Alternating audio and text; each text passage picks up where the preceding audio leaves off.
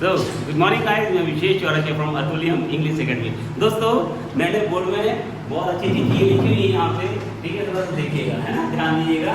आपको ये जो चीज़ें यहाँ लिखी हुई है आपको बहुत सारी सिखाएंगे, आपको ज्ञान में बहुत वृद्धि करेंगे, ठीक है। तो ग्रेजुअली अपन एक एक करके पढ़ेंगे सारा। सबसे टॉप ऑफ द बोर्ड लिखा हुआ है that's all from me and with these words I shall take your leave, thank you. एक बार फिर सुनिए, that is the short of that's बोलते, that's all from me and with these words I shall take your leave, thank you। इसका मतलब ये होता है कि मेरी तरफ से बस इतना ही, और इन्हीं शब्दों के साथ मैं आपसे अनुमति लूंगा या अनुमति लूंगी या विदा लूंगा या विदा लूंगी। कई बार जब हम भाषण देते हैं या अपनी स्पीच को डिलीवर करते हैं तो एट द लास्ट हमको क्या बोलना पड़ता है, उपसंहार बोलना पड़ता है। या अपनी स्पीच को खत्म करते हैं ना तो हमें लास्ट में अंत में कुछ शब्द बोलने पड़ते हैं। तो उन शब्दों में यदि हम इंग्लिश बोलना चाहते हैं, हिंदी बोलना चाहते हैं, हिंदी में तो कई बार हमको ये बोलना पड़ता है कि मेरी तरफ से बस इतना ही, और इन्हीं शब्दों के साथ मैं आपसे अनुमति लूंगा या अनुमति लूंगी या विदा लूंगा या विदा लूंगी। लेकिन जब इसको इंग्लिश में बोलेंगे तो क्या बोलेंगे, that's all from me and with these words I shall take your leave, thank you, right. अब उसके नीचे लिखा हुआ एक पोएम लिखा है, यहाँ पे एक लोकोक्ति लिखी है, एक सेइंग लिखी है, haste makes waste, HASTE, haste MAKES, makes WASTE, waste. Haste makes waste का मतलब होता है जल्दीबाजी का काम शैतान का, या जल्दीबाजी में काम बिगड़ जाता है, या फिर हड़बड़ी में गड़बड़ी, ऐसा बोलते हैं ना कई बार कि जल्दी का काम शैतान का। कई बार सुना होगा ना कि जल्दी का काम शैतान का, या जल्दीबाजी में काम बिगड़ जाता है, या फिर हड़बड़ी में गड़बड़ी। तो उसको इंग्लिश कैसे बोलते हैं, हेस्ट मेक्स वेस्ट, राइट। अब उसके नीचे लिखा हुआ है what can not be cured must be endured. What can not be cured, cured मतलब CURED, cured. What cannot be cured must be endured, ENDURED। What cannot be cured must be endured का मतलब होता है जिस बीमारी का कोई इलाज नहीं होता है उसको सहन करना पड़ता है। जिस बीमारी का कोई इलाज नहीं होता है उसको सहन करना पड़ता है। या फिर ओखली में सिर दिया तो मूसल से क्या घबराना, ओखली में सिर दिया तो मूसल से क्या घबराना। जिस बीमारी का कोई इलाज नहीं होता उसको सहन करना पड़ता है। या फिर ओखली में सिर दिया तो मूसल से क्या घबराना। या फिर जब हम कोई बड़ा काम करते हैं ना तो छोटे मोटे खर्चे करने पड़ते हैं। जब हम कोई बड़ा काम करते हैं तो उसमें छोटे मोटे खर्चे करने पड़ते हैं। तो उसको हम इंग्लिश में कैसे बोलेंगे, what can not be cured must be endured. जिस बीमारी का कोई इलाज नहीं होता उसको सहन करना पड़ता है। या ओखली में सिर दिया तो मूसल से क्या घबराना। या फिर जब हम कोई बड़ा काम करते हैं तो छोटे मोटे खर्चे करने पड़ते हैं। गेटिंग। अब देखिए यहाँ पे एक वर्ड लिखा हुआ है यूथनेसिया, EUTHANASIA, यूथनेसिया। इसका उच्चारण होता है, प्रोनाउंसिएशन होता है यूथनेसिया, EUTHANASIA, यूथनेसिया। यूथनेसिया का मतलब होता है सहज मृत्यु। कई बार लोग अपनी परेशानियों से हार करके या फिर अपनी समस्याओं से परेशान होकर के लोग आत्महत्या करते हैं ना। तो दुनिया के 6-7 ऐसे देश है, 6 देश हैं जहाँ पे आत्महत्या करना वैलिड है। आप वहाँ पे सरकारों को इन्फॉर्म करके वहाँ पे आप आत्महत्या कर सकते हैं, मतलब कोई इंसान आत्महत्या कर सकता है। वो देश है नीदरलैंड है, न्यूजीलैंड है, और भी है ना, और भी एम्स्टर्डम है ना, और 6-7 देश है, 6 देश है ना, जहाँ पे यूथनेसिया आपका वैलिड, लीगल है, ठीक है। अन्य देशों में लीगल नहीं है। गेटिंग। तो यूथनेसिया का मतलब क्या होता है, सहज मृत्यु। ये बहुत अच्छा वर्ड, एग्जाम में आने वाला वर्ड है, ठीक है। अब उसके नीचे लिखा हेल, HELL, हेल का मतलब क्या होता है, नर्क। स्वर्ग और नर्क होता है ना, स्वर्ग और नर्क। तो HELL, हेल है, हेल का मतलब नर्क होता है। और HAIL, हेल मतलब होता है क्या, आसमान से जो ओले गिरते ना, ओले बर्फ गिरते हैं आसमान से, ओले है ना, होता ना कि सिर मुंडाते ओले पड़े, वो मैंने बताया ना आपको, सिर मुंडाते ओले पड़े। तो ओले, तो जो ओले होते हैं आसमान से गिरते हैं, बर्फ की छोटी छोटी गोले नहीं गिरते हैं, उसको ओले बोलते हैं। उसको इंग्लिश में बोलते हैं HAIL, हेल। तो इन दोनों से कैसे लेके हैं, इन दोनों से कुछ एक फ्रेजेस बनते हैं जिनका यूज करते हैं। जैसे अपन बोलते हैं यू गो टू हेल, अपन तुम जाओ भाड़ में, ऐसा बोलते कि नहीं बोलते। तो यही वाला हेल है, you go to hell. You good है, या फिर हेल विद यू, आपको किसी को बोलना है हेल विद यू, तुम जाओ भाड़ में, या हेल विद हिम हो जाए भाड़ में, हेल विद हर हो जाए भाड़ में, हेल विद मनी पैसे को जान दो भाड़ में, you hell with the car, क्या मतलब कार को जान दो भाड़ में, हेल विद HELL हेल और WITH with, hell with dash dash dash, उसके कुछ भी जा सकता है, ठीक है ना। यू तनुजा लड़कों को जाना तो भाड़ में, हेल विद बॉयज है ना, लड़कों को जाना तो भाड़ में, ठीक है। तो ये हेल हो गया, ये हेल है HAIL हेल, जय हो या जिंदाबाद, जब किसी का जयकारा लगाते हैं तो हेल टू का यूज करते हैं, या फिर हेल प्लस ऑब्जेक्ट, जैसे बोले हैं कि मेरी मम्मी की जय हो, मेरी कई बार बोलता है मेरी मम्मी की जय हो, मेरी मम्मी जिंदाबाद, my hail to my mom, क्या बोलेंगे hail to my mom, hail with नहीं हेल टू, ये हेल टू, ये हेल विद और हेल टू, तो हेल टू माय मॉम मतलब मेरी मम्मी की जय हो या मेरी मम्मी जिंदाबाद, ऐसा बोलते ना, तो हेल टू यू तुम्हारी जय हो या आपकी आप जिंदाबाद, ठीक है। तो ये आपको बोलना आना, जैसे ये लिखा हुआ है एग्जांपल लिखा इसका, हेल टू प्रियांश, प्रियांश की जय हो, या फिर be want to Priyansh, be want मतलब जय हो जिंदाबाद, वही होता है, दोनों तरीके से बोल सकते हो, ठीक है। अब समझिए यहाँ पे सक्सेस लिखा हुआ है SUCCESS, सक्सेस SUCCESS, सक्सेस का मतलब होता है सफलता, ये एक नाउन है, संज्ञा है। सक्सेसफुल FUL फुल, सक्सेसफुल मतलब होता है सफल, ये एडजेक्टिव है, विशेषण है। उसके नीचे लिखा succeed SUCCED, succeed, succeed, succeeded, succeeded, ये तीनों फॉर्म लेके हैं। सक्सीड फर्स्ट फॉर्म है, सक्सीडेड इसका सेकंड फॉर्म है और थर्ड फॉर्म है। सक्सीड का मतलब होता है सफल होना, ये वर्ब क्रिया है, ठीक है। तो कई बार लोग बोलते हैं मैं सक्सेस होना चाहता हूँ, कई बार आपने सुना होगा ना, मैं सक्सेस होना चाहता हूँ, गलत है, सक्सेस थोड़ी होना चाहता हूँ, मैं सक्सेसफुल होना चाहता हूँ, मैं सक्सेसफुल होना चाहती हूँ। कई बार आपने सुना होगा ना, लोग बोलते हैं मैं तो सक्सेस होना चाहता हूँ, सक्सेस होना नहीं चाहता हूँ, मैं सक्सेसफुल होना चाहता हूँ, ठीक है।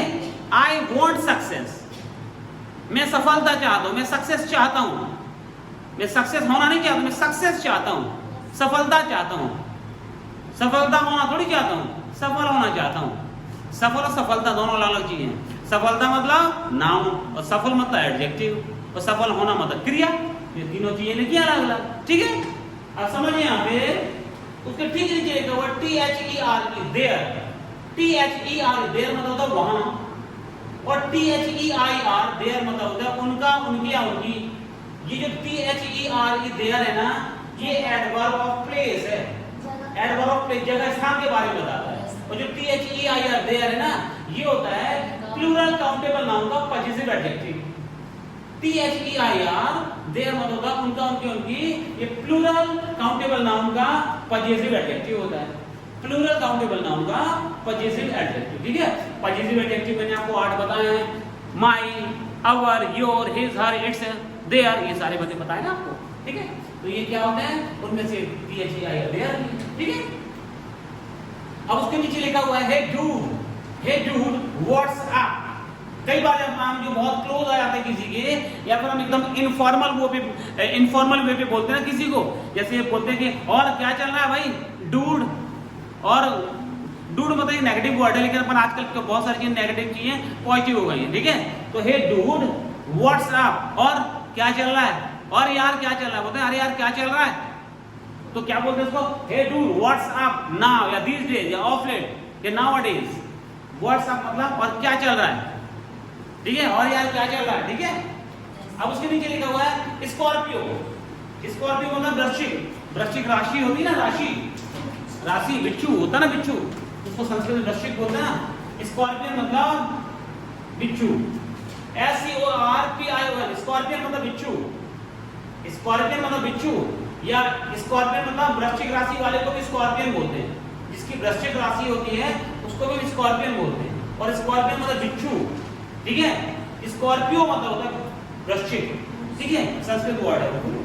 तो कल मैं रात में टहल रहा था, तो मेरी आंखों के सामने ही एक बिच्छू ने एक बिल्ली को काट लिया, वो 2 मिनट के अंदर तड़प के खत्म हो गई। वो बिच्छू ने, वो बिच्छू जा रही होगी वहां पे, तो जो बिल्ली की बिल्ली उसे जाकर के, क्योंकि बिल्ली छोटे मोटे कीड़े मकोड़े खा लेगी, उसने जाकर के मुंह लगाया उसको बिच्छू के पास में, लगाया तो बिच्छू ने उसको डंक मार दिया, वही तड़प, 2 मिनट नहीं लगे, उसको तड़प के मर गई वहीं पे बिल्ली, मेरी आंखों के सामने। अभी मैंने आते टाइम देखा ना, उसको खून निकाला था उसकी नाक यहाँ थी, उसको जो है ना टेप है यहाँ से खून निकाला था उसको, मतलब बिच्छू कितना तेज डंक रहता होगा, बिच्छू बिल्ली मर गई, माय गॉड, है ना। तो उसको बच के रहना है ना। अब समझिए यहाँ पे स्टिंग, STING, स्टिंग मतलब होता है डंक मारना, ये मुख्य क्रिया। बिच्छू जब बोलते बिच्छू ने काट लिया, बिच्छू काटते नहीं, बिच्छू क्या डंक मारती है, तो डंक मारने को अपन क्या बोलते हैं इंग्लिश में, स्टिंग बोलते हैं, STING, स्टिंग मतलब डंक मारना। स्टिंग के 3 फॉर्म क्या होते हैं, sting, stang, stung, sting, stang, stung. STING sting first form है, इसका सेकंड और थर्ड फॉर्म क्या होता है, आई की जगह ए बोल देते स्टैंग, इसका सेकंड फॉर्म हो जाता है, और आई की जगह यू बोल दे तो थर्ड फॉर्म हो जाता है, स्टिंग, स्टैंग, स्टंग, गेटिंग, डंक मारना। स्टिंग में यदि हम वाई जोड़ दें तो ये बन जाता है स्टिंजी, STINGY, स्टिंजी मतलब कंजूस, इसको माइजर भी बोलते हैं, इसको निगर्ड भी बोलते हैं, इसको पार्सिमोनियस भी बोलते हैं, इसको टाइट फिस्ट भी बोलते हैं, या क्लोज फिस्ट भी बोलते हैं, ठीक है, टाइट फिस्ट या क्लोज फिस्ट भी बोलते हैं इसको, ठीक, कंजूस को, ठीक है। अब देखिए उसके नीचे लिखा हुआ स्टिंग, STING, स्टिंग, स्टिंग की मुख्य क्रिया है sting, stang, TANG, STING sting, STANG stang, STUNG stung, sting, stang, stung, ये तीनों क्या है, मुख्य क्रिया का फर्स्ट फॉर्म, सेकंड फॉर्म और थर्ड फॉर्म। इसका मतलब है बदबू देना है, बदबू छोड़ना। स्टिंग, स्टैंग, स्टंग का मतलब होता है बदबू देना या बदबू छोड़ना, ठीक है, तो आपको पता होना चाहिए। अब उसके नीचे एक फ्रेज लिखा हुआ है to feel, FEE, feel the sigh, SIGH, sigh of relief. To feel the sigh of relief का मतलब होता है, ये फ्रेज मुहावरा है, इसका हिंदी में मतलब होता है जान में जान आना, ये राहत मिलना या चैन मिलना। तो इसका एक सेंटेंस यहाँ पे बनाया था कि जैसे अब मुझे कई बार लाइट चली जाती है ना गर्मियों में, तो हमको एकदम गर्मी लगने लगती है, फिर अचानक से लाइट आ जाती है ना, तो पंखा कूलर चालू हो जाती है, AC चालू हो जाते हैं, तो हम बोलते हैं अब मुझे चैन मिला, या फिर अब मेरी जान में जान आई, या फिर अब मुझे राहत मिली। तो उसको कैसे बोलेंगे, आई फेल्ट, फील का सेकंड और थर्ड फॉर्म क्या होता है, फेल्ट होता है, तो I felt the sigh of relief now, अब मेरी जान में जान आई, या फिर अब मुझे चैन मिला, या फिर अब मुझे राहत मिली, ठीक है। तो ये फील फर्स्ट फॉर्म है, इसका सेकंड और थर्ड फॉर्म होता है felt, feel, felt, felt, getting guys. अब समझिए यहाँ पे जो साई है SIGH, इसका मतलब आह भरना होता है, SHY शाई, SHY शाई मतलब शर्माना होता है, SHY शाई, SHY शाई मतलब शर्माना, और SIGH साई मतलब था आह भरना, ठीक है, रिलीफ मतलब था आराम, ठीक है।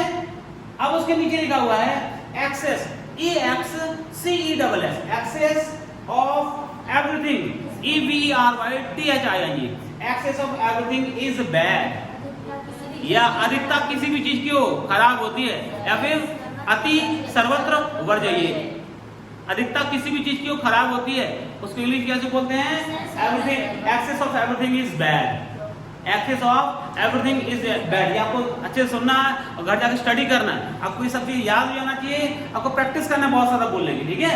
अब देखिए EXCESS, excess of everything is bad मतलब अति सर्वत्र वर्जयेय, या फिर अधिकता किसी भी चीज की खराब होती है, ठीक है। उसके नीचे लिखा हुआ है hand packed, HENPECKED, hand packed, या फिर यूक्सोरियस, EUXORIOUS, EUXORIOUS, हैंड पैक्ड या यूक्सोरियस का मतलब घर जमाई, या फिर जोरू का गुलाम, जोरू का गुलाम या घर जमाई को क्या बोलते हैं इंग्लिश में, हैंड पैक्ड बोलते हैं, या फिर यूक्सोरियस।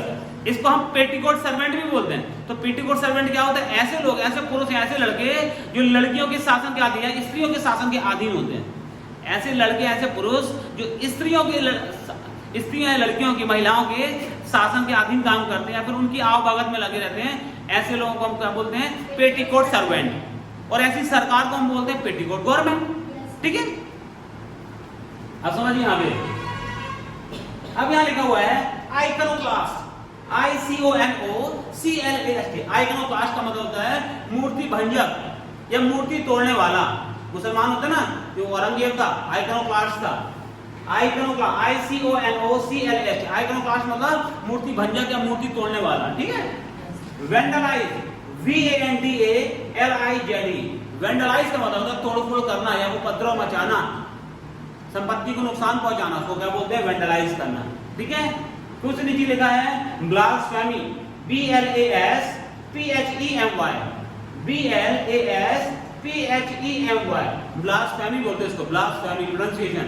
इसका मतलब होता है ईश निंदा, मतलब ईश्वर की निंदा। कई बार पाकिस्तान में अक्सर हिंदुओं को या सिखों को या ईसाइयों को ईश निंदा के नाम पर घर को जला दिया जाता है, कि माँ बेटी बहनों के साथ में अत्याचार किया जाता है। अभी 2 दिन पहले वहाँ पे पाकिस्तान में एक क्रिश्चियन परिवार चर्च जला दी गई, वहाँ पे वेंडलाइज किया गया है। और उनकी जो 2 बच्चियां थी, उनको एक बड़ी बहन को तो बलात्कार करके उसके साथ में आत्महत्या, मतलब उसको अधमरा छोड़ करके चले गए वो लोग, और छोटी बहन को उठा करके ले गए पाकिस्तान में, ठीक है।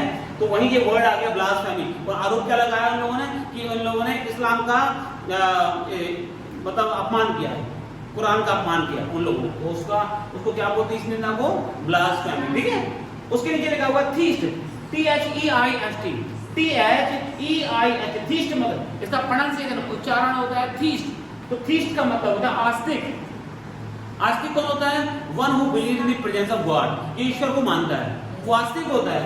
और नास्तिक होता है एथीस्ट, इसके शुरुआत में ए जोड़ दिए, ATHEIST, एथीस्ट मतलब होता है नास्तिक, जो ईश्वर की स्थिति उपस्थिति को नहीं मानता, जो ईश्वर को नहीं मानता, तो नास्तिक होता है, ठीक है, समझिए। उसके नीचे लिखा हुआ है प्लीज, शॉर्ट में लिखा था मैंने प्लीज, आपको नहीं लिखना है ऐसे, ये मैंने फेसबुक व्हाट्सएप की लैंग्वेज लिख दी थी, ठीक है। तो वो नहीं है, आपको PLEASE लिखना है, PLEASE, प्लीज। प्लीज का मतलब होता है कृपया, प्लीज मतलब क्या होता है, कृपया। और प्लीज मतलब प्रसन्न करना भी होता है, प्लीज मतलब प्रसन्न करना भी होता है। प्लीज मतलब कृपया भी होता है, और प्लीज मतलब प्रसन्न करना भी होता है, गेटिंग। तो please visit, VISIT, visit at us someday, please visit at us someday का मतलब होता है कभी आइए हमारे घर। कई बार ऐसा होता है हमारे कोई दोस्त यार मिल जाते हैं, हमारे कोई रिश्तेदार मिल जाते हैं, है ना। कई बार ऐसा होता है ना, आप रायपुर गए घूमने, वहां पे आपको कोई दोस्त यार मिल गया, कोई भी, तो आप उसको बोलते कभी घर आना यार हमारे, कभी घर आइए हमारे। तो कैसे बोलेंगे आप उसको, please visit at us someday. या फिर इंग्लिश मेंटर पार्ट फर्स्ट में पेज नंबर 157 में लास्ट लाइन में लिखा हुआ है, मतलब जो पैराग्राफ उसका कन्वर्शन की, कि please drop in some time, ठीक है ना ऐसा। तो please drop in some time का मतलब भी क्या होता है, कभी घर आइए या कभी घर आइए हमारे, ठीक है। तो आपको ये सब सेंटेंस रट जाना चाहिए, ठीक है। अब उसके नीचे लिखा हुआ है I felt the sigh of relief now, अब मेरी जान में जान आई, अगर आप मुझे चैन मिला या आप मुझे राहत मिली, गेटिंग, मैंने आपको बता दिया था पहले, है ना। उसके नीचे लिखा हुआ है alma mater, ALMAMATER, Alma mater. Alma matter क्या होता है, कोई भी शैक्षणिक संस्थान, कोई भी शैक्षणिक संस्थान जहां पर आपने पहले अध्ययन किया है। जैसे अभी आप कॉलेज में पढ़ते हैं, तो आप कॉलेज में पढ़ते हो, आपने 12th क्लास कहां से किया था मीनाक्षी, कन्याशाला। तो कन्याशाला आपका क्या हो गया, अल्मा मैटर हो गया। कन्याशाला आपका क्या हो गया, अल्मा मैटर हो गया। शैक्षणिक, कोई भी शैक्षणिक संस्थान जहां पे आपने पूर्व में अध्ययन किया है, वर्तमान में नहीं, पूर्व में, कोई भी शैक्षणिक संस्थान जहां पर आपने पूर्व में अध्ययन किया है, ठीक है। मान लीजिए सपोज दैट अब 3 साल 4 साल बाद 5 साल बाद आप बहुत अच्छे अधिकारी बन गए, तो आप क्या बोलेंगे, Atulyam coaching is my alma mater. बोलिए यू अनीता, अतुल्यम कोचिंग में मैं पहले पढ़ती थी, मैं अतुल्यम कोचिंग में अंग्रेजी सीखती थी, इसको इंग्लिश में बोलिए। मैं अतुल्यम कोचिंग में पहले अंग्रेजी सीखती थी, कैसे बोलेंगे, Atulyam coaching is my alma mater, Atulyam coaching is my alma mater, Atulyam English academy is my alma mater. Alma mater का मतलब होता है कोई भी शैक्षणिक संस्थान, वो आपका स्कूल, कॉलेज, कोई कोचिंग सेंटर हो सकता है जहां पर आपने भूतकाल में या पूर्व में आपने अध्ययन किया, उसको क्या बोलते हैं, अल्मा मैटर बोलते हैं, गेटिंग। अब समझिए यहाँ पे ये देखिए, ये क्वांटम लिखा है, क्वांटम, ठीक है। तो QUANTM, क्वांटम, क्वांटम मतलब एक्स होता है, क्वांटम मतलब एक्स भी होता है, क्वांटम का फॉर्मर भी होता है, भूतपूर्व जिसको बोलते हैं, ठीक है, भूतपूर्व। तो फॉर्मर होते हैं, वो तो फॉर्मर प्राइम मिनिस्टर रहे हैं, फॉर्मर या एक्स का क्वांटम, QUANTM, ठीक है, QUONDM, पोंडम मतलब क्या होता है, भूतपूर्व, ठीक है। अब समझिए यहाँ पे ऐश, ASH, ऐश क्या होता है, म्यूल होता है, खच्चर।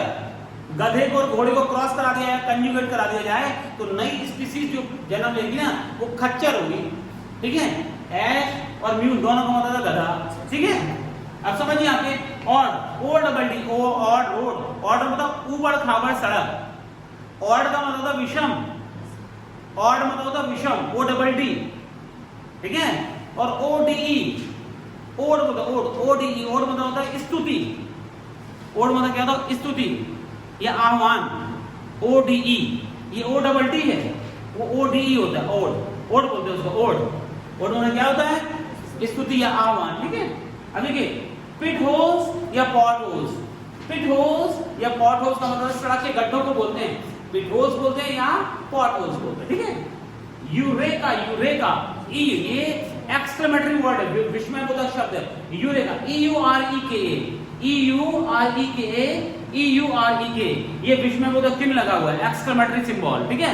तो यूरेका, यूरेका मतलब होता है मुझे मिल गया, मैंने पा लिया, आपको यूज करना आना चाहिए, यूज करना आपको, ठीक है। ये सारा मैंने बता दिया है गाइस। कोई ऐसी चीज मैंने आपको नहीं बताई हो इस पे, आई होप कि मैंने आपको सारा बता दिया जो लिखा हुआ है ना। ये what can not be cured must be endured, आपको पता चल गया ना। जिस बीमारी का कोई इलाज नहीं होता उसको सहन करना पड़ता है, या फिर ओखली में सिर दिया तो मूसल से क्या घबराना है, या फिर जब हम कोई बड़ा काम करते हैं तो छोटे मोटे खर्चे करने पड़ते हैं, ठीक है। हेस्ट मेक्स वेस्ट लिखा हुआ है, जल्दी का काम शैतान का, या जल्दबाजी में काम बिगड़ जाता है, या फिर हड़बड़ी में गड़बड़ियां सब बोलते, ठीक है। कोई और चीज में कोई जो आपने नहीं लिखी हो या क्या भाई, सारा लिखिए ना। चलिए इसको मैं इरेज कर दूंगा जो बोर्ड में लिखा हुआ है, ओके। चलिए अभी थोड़ा सा ना एपिलॉग बोलूं दोस्तों। अभी तक यदि आपने मेरे YouTube channel Atulyam English academy को सब्सक्राइब नहीं किया है तो मैं आशा करता हूं कि आज ही आप मेरे YouTube channel Atulyam English academy को सब्सक्राइब करिए, ताकि मेरे द्वारा अपलोड किए जाने वाले सारी वीडियोस और जानकारियों की नोटिफिकेशन आपको समय समय पर प्राप्त होते रहें। Thank you guys.